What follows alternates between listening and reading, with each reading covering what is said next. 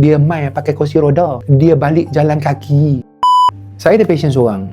Pesakit saya berumur 45 tahun, seorang wanita datang daripada Penang. Mai dengan anaknya naik kursi roda.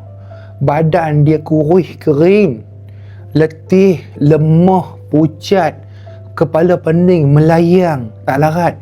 Dia naik tangga kena papah. Naik, duduk dekat kursi kat kelas saya ni. Dia kata, doktor, saya tak larat, minta maaf, saya datang lambat, tak larat sangat. Saya rasa macam tak nak datang, tapi tak apalah sebab saya dah ada bayar deposit, saya datang juga. Duduk sini, kelas dah jalan dah. Saya telas sekali, saya tanya dia, puan apa je masalah? Masalah saya perut angin, kembung, pedih, orang kata saya ada angin, ada gastrik, ada GERD, badan saya panas, perut saya panas doktor, saya makan macam-macam tak boleh. Saya makan itu tak boleh, makan ini tak boleh. Banyak benda saya dah pantang. Saya cuma makan nasi, saya boleh makan bubur, saya boleh makan ayam rebus ataupun ayam sup dengan sayur sawi sahaja. Saya dah pantang macam-macam doktor, tak makan gandum dah, macam-macam probiotik, magnesium, semua saya dah beli makan.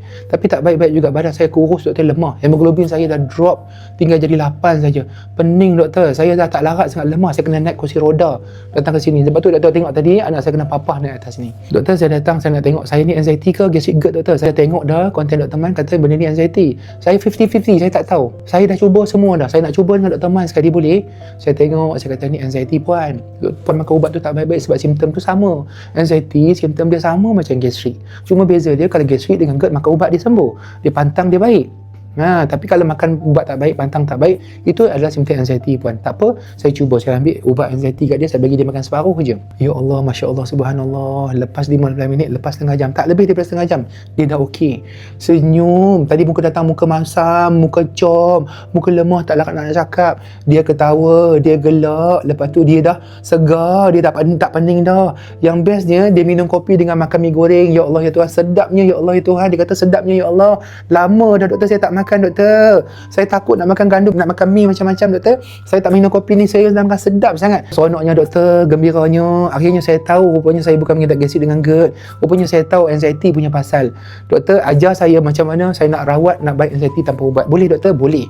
Saya ajak dia teknik-teknik dia. Tak payah suplemen doktor, tak payah. Tak payah makan ubat anxiety, tak payah. Jangan pantang, tak payah pantang doktor, tak payah. Pantang lagi teruk. Takut makan lagi teruk, lagi ambil suplemen lagi teruk, lagi dengar bukan-bukan lagi teruk, lagi Google lagi teruk, lagi takut nak makan lagi teruk. Tak mau macam tu, tak mau. Jangan tunggu sembuh. Jangan tunggu sembuh doktor. Ya, jangan tunggu sembuh.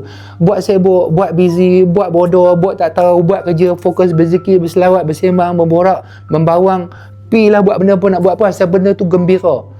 Jangan duk tunggu sembuh. Lagi tunggu lagi dia mai, lagi teringat lagi dia mai, lagi lawan lagi teruk.